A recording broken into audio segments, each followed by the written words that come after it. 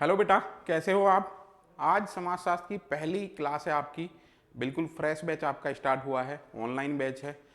कोशिश ये है हमारी कि जो नेट जेआरएफ की तैयारी कर रहे हैं और जो बच्चे अदर कॉम्पिटिटिव एग्जाम की तैयारी कर रहे हैं जिन पे सोशियोलॉजी विषय है, उनके लिए हम ये स्पेशल क्लास लेकर के आए हैं जहां हर कॉम्पिटिटिव एग्जाम में क्वेश्चन पूछे जाते हैं।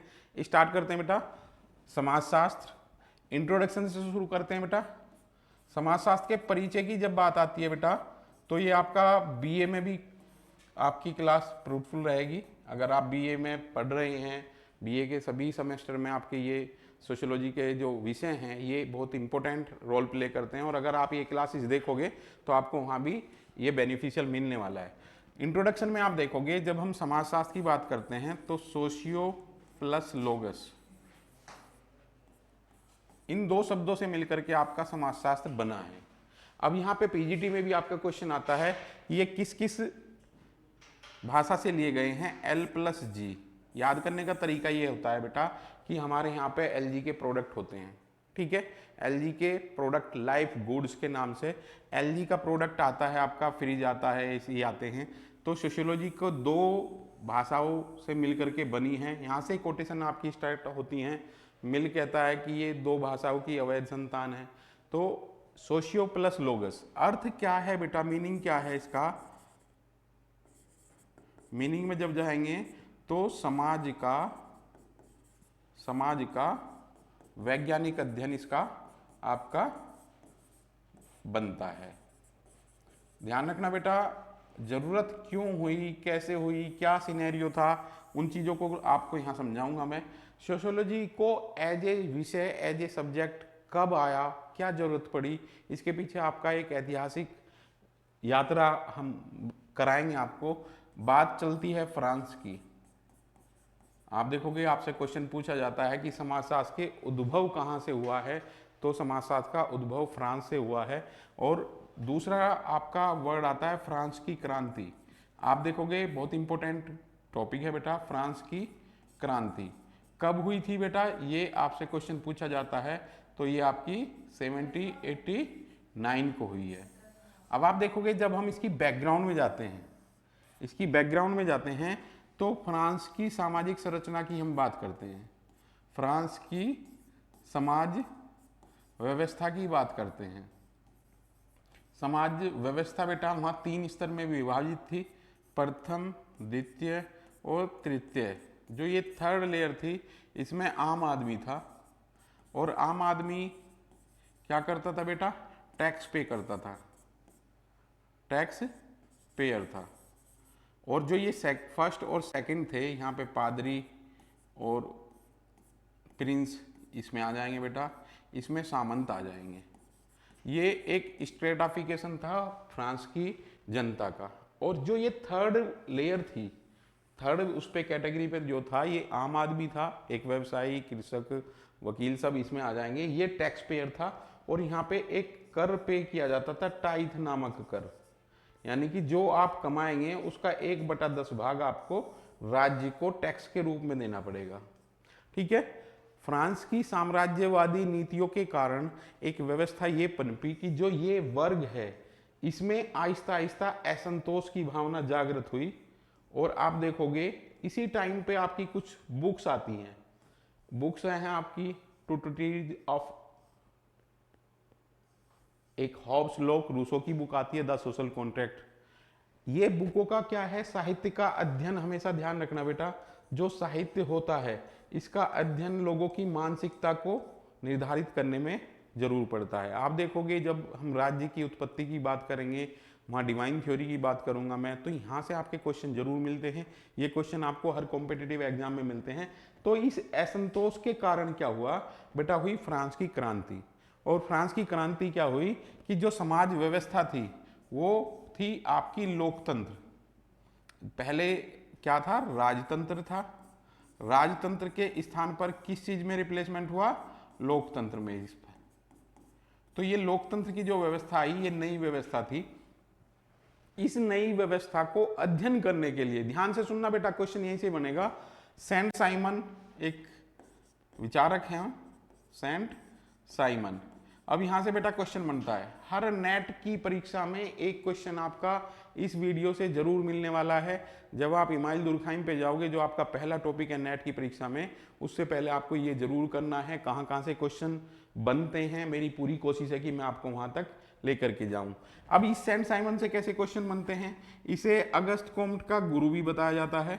अगस्त कॉम्ट, आपका क्वेश्चन बनता है who is the founder father of sociology. तो अगस्त कॉम्ट को हम क्या कहते हैं, समाजशास्त्र का जनक कहा जाता है। समाजशास्त्र का जनक कहा जाता है। ठीक है बेटा। अब क्यों कहा जाता है ये भी क्वेश्चन है, क्योंकि इन्होंने क्या दिया है, शब्द दिया है। समाजशास्त्र की जो उत्पत्ति है कहां से हुई है, वो अगस्त कॉम्ट ने ये वर्ड दिया है। कब दिया है, ये क्वेश्चन भी आपका बनता है। तो 1817 में सोशल फिजिक्स दिया, सोशल फिजिक्स दिया। बट आप देखोगे कि ये इस पर एक बुक आ गई थी और ये कह देते हैं कि वो क्वेटलेट के द्वारा चुरा लिया गया, और इन्होंने 1838 में समाजशास्त्र वर्ड दिया। अब अगस्त कॉम्ट को समाजशास्त्र का पिता किस लिए कहा जाता है, क्योंकि इन्होंने शब्द दिया है। ये क्वेश्चन आपसे पूछा जाता है। दूसरी चीज ये है, सेंट साइमन अगस्त कॉम्ट के गुरु थे, सेंट साइमन के सचिव अगस्त कॉम्ट थे। इस तरीके से लैंग्वेज कन्वर्ट करने के बाद आपसे क्वेश्चन पूछे जाते हैं। बहुत से क्वेश्चन आपके यहीं से ही जनरेट होते हैं। अब अगस्त कॉम्ट को किस लिए गुरु कहा जाता है, क्योंकि इन्होंने शब्द दिया। अब आपसे एक क्वेश्चन और यहाँ का बन जाता है, समाजशास्त्र के अकादमिक जनक। अकादमिक जनक की अगर बात आती है तो बेटा आपका आंसर आएगा इमाइल दुर्खइम, क्योंकि इमाइल दुर्खइम ने समाजशास्त्र को विषय के रूप में स्थापित किया है। तो आप इस स्लाइड में देखेंगे तो आपको बहुत से क्वेश्चन यहाँ पे मिलने वाले हैं। पीजीटी क्लास, जो आपका पीजीटी का पेपर होता है, उसमें यहाँ से जरूर क्वेश्चन उठाने वाले हैं बेटा। इंट्रोडक्टरी यूनिट है, इंट्रोडक्शन दिया है हमने, परिचय बताया है। क्यों आप यूट्यूब पे जाकर के या ऑनलाइन प्लेटफॉर्म पे जाकर के हमारी क्लास करने वाले हो, क्योंकि बीए और एमए, इसके साथ साथ आपके नेट जेआरएफ के लिए ये हमारी जो क्लासेज हैं ये आपके लिए लाभदायक होने वाली हैं। जो भी बच्चे नेट जेआरएफ से लेकर के बीए और एमए की जो छोटी क्लास हैं इनकी तैयारी कर रहे हैं, वो ये वीडियो देख सकते हैं, उनके लिए लाभदायक है ये।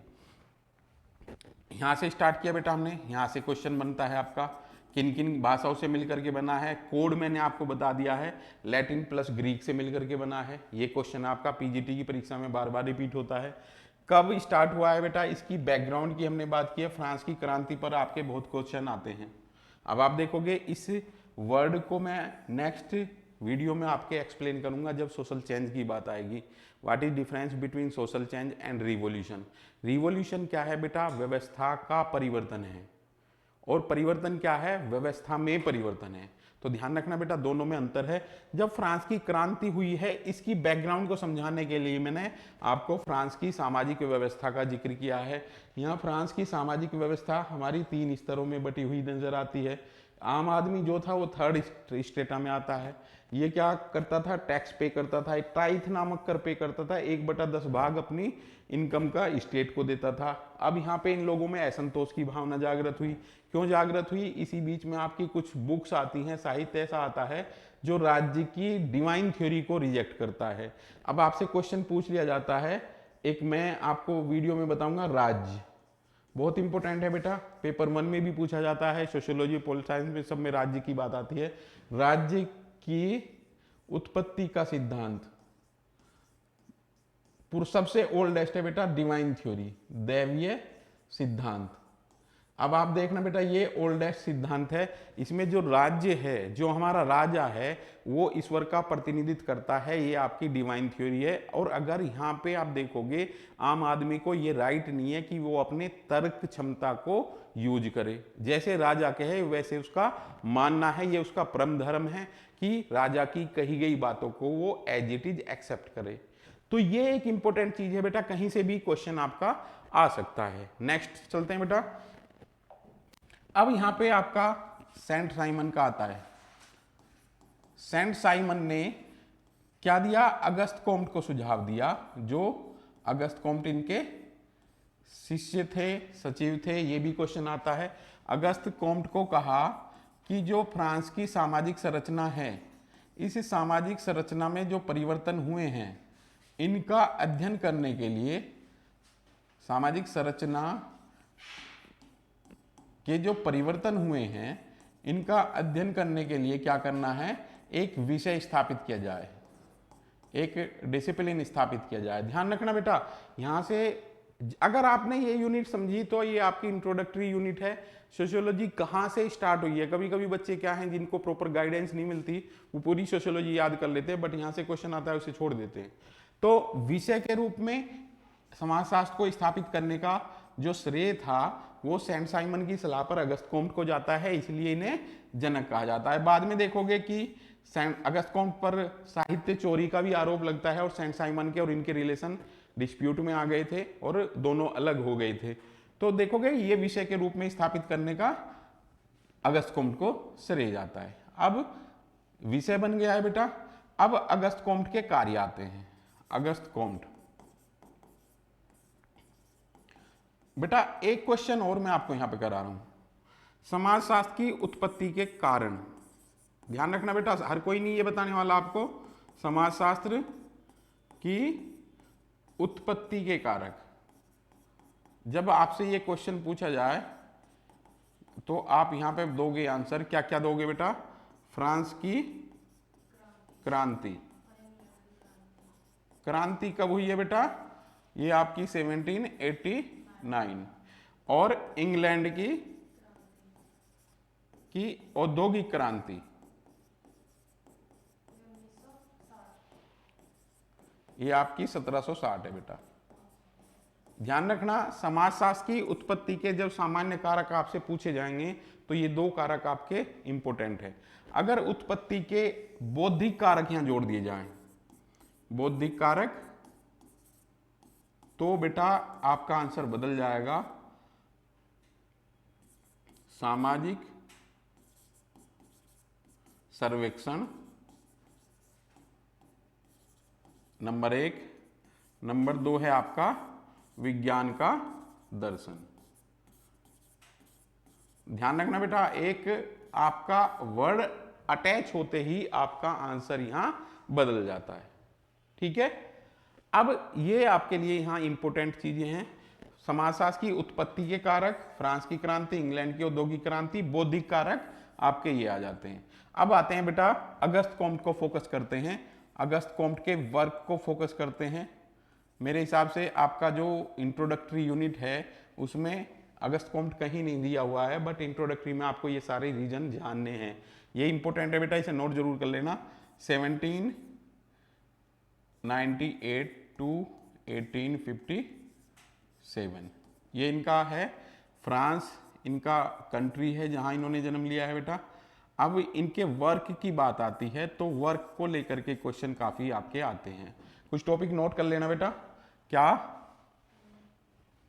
नेक्स्ट स्लाइड पे चलते हैं बेटा। यहां पे आपको पहला इन्होंने लॉ ऑफ 3 स्टेज दिया है।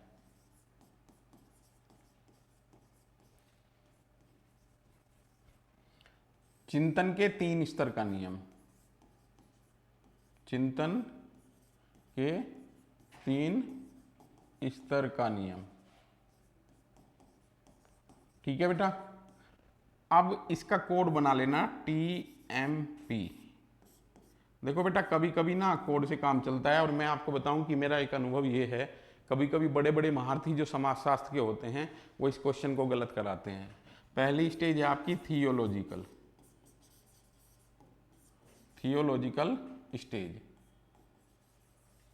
दूसरी आपकी मेटाफिजिकल, और नेक्स्ट है आपकी पॉजिटिविज्म। बेटा ध्यान रखना, नेट की परीक्षा में हर पेपर को उठा करके देखोगे तो एक क्वेश्चन आपको इस वीडियो से मिलने वाला है, और अच्छे तरीके से ये समझ लेनी है, क्योंकि इसे समझे बिना आप समाजशास्त्र नहीं समझोगे। एक क्लास होगी, 2 क्लास होगी, या 3 क्लास करनी पड़े, पर आपको यहाँ पे समझाना है मुझे। कोड है आपका TMP। यहाँ पे क्वेश्चन कैसे बनते हैं बेटा? ये धार्मिक अवस्था है, धार्मिक अवस्था। इस अवस्था में समाज में कोई भी घटना होती है उसके पीछे हम धर्म को या अलौकिक शक्ति को क्या मानते हैं, जिम्मेदार मानते हैं। दूसरा है ये तात्विक अवस्था। तात्विक अवस्था में हम निर्जीव वस्तु में भी जीव की संकल्पना करते हैं। थर्ड है आपका प्रत्यक्षवाद।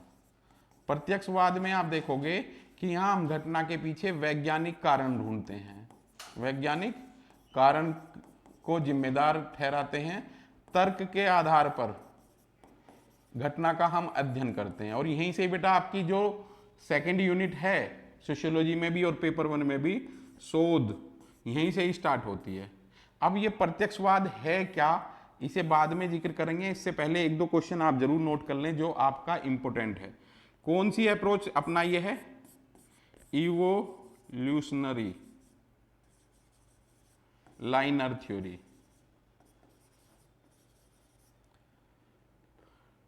रेखीय उद्विकासीय सिद्धांत, समाज की उत्पत्ति का रेखीय उद्विकासीय सिद्धांत अगस्त कॉम्ट के द्वारा अपनाया गया है। ये थियोलॉजिकल, मेटाफिजिकल एंड पॉजिटिविज्म ये इन्होंने बताया है। इसमें प्रत्यक्षवाद में यहाँ घटना के पीछे हम वैज्ञानिक दृष्टिकोण का अध्ययन करते हैं। इसे अच्छे तरीके से आपको डीपली देख लेना है बेटा, क्योंकि रिसर्च वाली यूनिट आपकी यहीं से स्टार्ट होती है। जब हम किसी भी घटना का वैज्ञानिक दृष्टिकोण से अध्ययन करते हैं तो वो हमारा पॉजिटिविज्म कहलाता है। ठीक है बेटा, अब आप खुद की सोसाइटी को देख लेना, आप किस स्तर में अपने आप को रख रहे हैं। तो इन्होंने पहली स्टेज बताई है, दूसरी ये बताई है और तीसरी आपकी पॉजिटिविज्म बताई है। तो इसको लेकर के टीएमपी याद रखना। पिछली बार 2022 की परीक्षा में एक क्वेश्चन पूछा गया कि इसको सही क्रम में लगाइए। अगस्त कॉम्ट के इवोल्यूशनरी थ्योरी का सही क्रम क्या था। और मैं आपको बताऊं, मेरे एक दो बच्चे ऐसे हैं जो अपने आप को ब्रिलियंट मानते थे और उनका ये क्वेश्चन ही गलत था। हमेशा ध्यान रखना, जो बच्चे टॉप लेवल की तैयारी करते हैं उनके ऐसे क्वेश्चन गलत हो जाते हैं, ये नहीं होने चाहिए। ये ही आपकी एग्जाम में बहुत इंपॉर्टेंट रोल प्ले करते हैं। तो बेटा दूसरा टॉपिक है आपका हायरार्की ऑफ